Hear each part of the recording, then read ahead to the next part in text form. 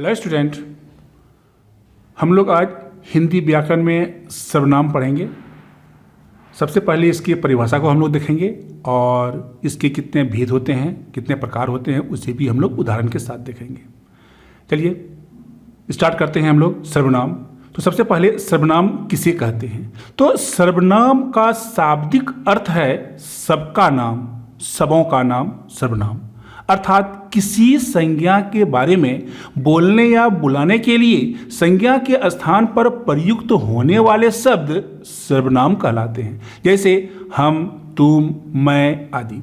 तो जब हम किसी संज्ञा के बारे में लिखते या बोलते समय संज्ञा की पुनरुक्ति नहीं करते, उसे दोहराते नहीं हैं, तो वाक्यांश लिखने या बोलने में भद्दा लगता है। इसलिए संज्ञा के स्थान पर सर्वनाम का प्रयोग किया जाता है ताकि वह पुनरुक्ति से बचा जा सके और वाक्य शुद्ध और सटीक हो। जैसे कि हम लोग कुछ वाक्यों को बोल रहे हैं, जैसे राम एक अच्छा लड़का है, राम प्रतिदिन स्नान करता है, राम को मंदिर जाना पसंद है, राम के पिताजी भी उसके साथ जाते हैं। तो बार बार राम राम बोलते हैं तो क्या हो रहा है कि प्रत्येक वाक्य में वो सटीक नहीं बैठ रहा है।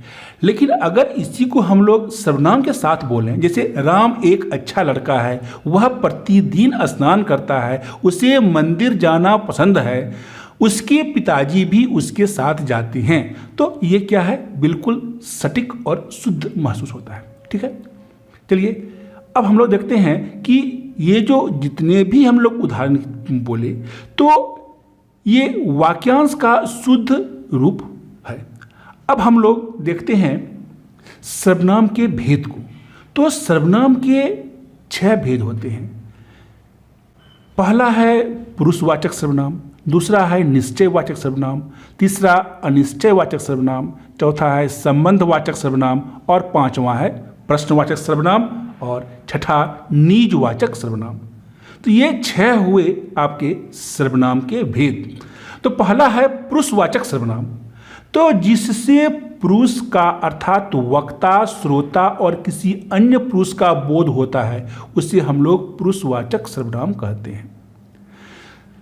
अर्थात वह सर्वनाम जिससे पुरुष यानी वक्ता, बोलने वाला, श्रोता, सुनने वाला तथा वह तीसरा व्यक्ति जिसके बारे में कुछ कहा जा रहा है का बोध हो तो उसे हम पुरुषवाचक सर्वनाम कहेंगे। जैसे मैं, तू, आप, यह, ये, वह, वे, सो, जो, कौन, कुछ। इसको हम लोग उदाहरण समझते हैं। मैं खाना खाता हूं, आप भोजन कर रहे हैं, वह धार्मिक है। तो ये सब इसके कुछ उदाहरण हैं। अब पुरुषवाचक सर्वनाम को हम लोग 3 भागों में बांटते हैं। तो पुरुषवाचक सर्वनाम में पहला क्या हुआ, उत्तम पुरुष, दूसरा मध्यम पुरुष और तीसरा अन्य पुरुष। तो उत्तम पुरुष किसे कहे? तो जिस सर्वनाम से वक्ता अर्थात बोलने वाला का बोध हो वह उत्तम पुरुष है। जैसे मैं क्रिकेट खेल रहा हूं, हम कौन हैं कोई नहीं जानता, तो इसमें अपने आप को हम बोल रहे हैं, इसीलिए ये क्या हुआ, उत्तम पुरुष हुआ। मध्यम पुरुष जिससे हम बोलते हैं, जिस सर्वनाम से श्रोता अर्थात सुनने वाला का बोध हो वह मध्यम पुरुष कहलाता है। जैसे तू, तुम, आप। तुम एक धावक हो, आप एक अच्छे इंसान हैं, तो ये हम किसी से बोलते हैं और जिसको हम लोग बोलते हैं या जो सुन रहा होता है उसको हम बोलते हैं, तो वो हुआ आपका मध्यम पुरुष। और अन्य पुरुष तो जिस सर्वनाम से किसी वक्ता या श्रोता का बोध न होकर किसी अन्य का बोध हो वह अन्य पुरुष कहलाता है। यहाँ अन्य पुरुष से मतलब है जिसके बारे में वक्ता और श्रोता बात कर रहा है, संवाद कर रहा है, जैसे वह, यह, कौन, क्या आदि। चलिए इसको हम लोग उदाहरण से समझते हैं। वह एक क्रिकेटर है, मैं क्रिकेटर नहीं हूं, जिसको मैं बोल रहा हूं आप भी क्रिकेटर नहीं है, वह एक क्रिकेटर है नहीं। तो यह एक बहादुर लड़का है, तो ये तीसरे के बारे में हम बोल रहे हैं, तो वो आपका हो गया अन्य पुरुष। चलिए अब दूसरा हम देखते हैं निजवाचक सर्वनाम। तो जिस सर्वनाम से निजता का बोध हो उसे हम लोग निजवाचक सर्वनाम कहते हैं। जैसे आप, अपनी, अपना आदि। जैसे राम अपना कार्य कर रहा है, मैं अपना कार्य आप ही कर लूँगा, तुम अपने पढ़ाई पर ध्यान दो, उसने स्वयं को बदल दिया। इसमें सब बात जो हो रही है वो अपनों में हो रही है, निजता से हो रही है, इसमें निजता का बोध हो रहा है, इसीलिए इसको हम लोग क्या कहे, निजवाचक सर्वनाम कहे।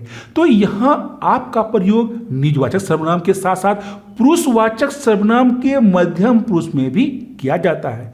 लेकिन आपको ध्यान ये रखना है कि पुरुषवाचक सर्वनाम में आपका प्रयोग श्रोता के लिए आदर सूचक शब्द के रूप में और केवल मध्यम पुरुष और अन्य पुरुष के लिए होता है, किंतु निजवाचक सर्वनाम में आपका प्रयोग स्वयं के लिए तथा तीनों पुरुषों में होता है।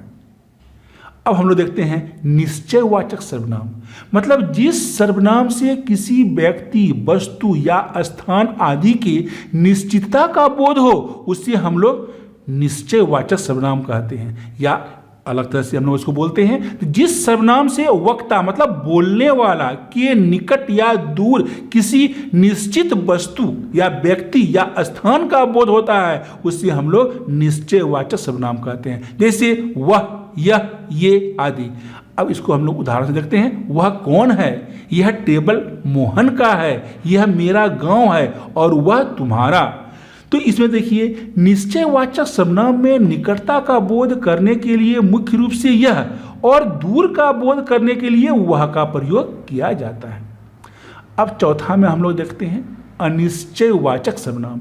तो जिस सर्वनाम से किसी व्यक्ति, वस्तु, स्थान आदि के निश्चितता का बोध न होकर अनिश्चितता का बोध हो उसे हम लोग अनिश्चयवाचक सर्वनाम कहते हैं। जैसे कोई, कुछ, कोई आया होगा, पानी में कुछ है, तो ये सब अनिश्चितता का बोध कराता है। अब अगला है आपका प्रश्नवाचक सर्वनाम। तो जिस सर्वनाम से प्रश्नों का बोध होता है उसे प्रश्नवाचक सर्वनाम कहते हैं। जैसे कौन, क्या। अब इसको हम लोग उदाहरण से समझते हैं। यहाँ कौन आया, बोलिए पिताजी मैं आपके लिए क्या लाऊं। तो यहाँ पर प्रश्न का बोध हो रहा है। तो कौन का प्रयोग चेतना मतलब सजीव के लिए तथा क्या का प्रयोग अचेतना मतलब निर्जीव के लिए होता है। ऊपर के दिए गए वाक्यों में कौन का प्रयोग सजीवों के लिए किया गया है तथा क्या का प्रयोग निर्जीव के लिए किया गया है, लेकिन इस नियम के विरोधी प्रयोग भी मिलते हैं। जैसे इसमें कौन सा लाभ है, इस वाक्य में कौन का प्रयोग लाभ के संदर्भ में किया गया है जो कि निर्जीव है। इसी प्रकार यह भी क्या आदमी है, इस वाक्य में क्या का प्रयोग आदमी के संदर्भ में किया गया है जो एक सजीव है, इसीलिए इसमें थोड़ा विरोधाभास है। ठीक है, चलिए आगे हम लोग देखते हैं संबंधवाचक सर्वनाम। तो जब किसी वाक्य में एक सर्वनाम का किसी दूसरे सर्वनाम से संबंध स्थापित होता है तो उसे हम लोग संबंधवाचक सर्वनाम कहते हैं। जैसे जो, सो। चलिए इसको उदाहरण से समझते हैं हम लोग। जो जैसा करेगा वो वैसा भरेगा, जो आया है सो जाएगा, जैसी करनी वैसी भरनी। तो इससे हम लोग देख रहे हैं कि संबंध का सर्वनाम से सर्वनाम के संबंध को बताया गया है। तो ये हुआ आपका संबंधवाचक सर्वनाम। अब सभी सर्वनाम के भागों को, भेदों को अच्छी तरह से समझिए और इसको एकदम याद भी कीजिए। रटना नहीं है, समझकर याद करना है, ताकि जब भी इसका प्रयोग हो तो आपको तुरंत मालूम हो जाए कि हम क्या पढ़ रहे हैं या फिर इसमें सर्वनाम के कौन से भेद का उपयोग किया गया है या कौन सा भाग है, कौन सा भेद है। Okay, thank you.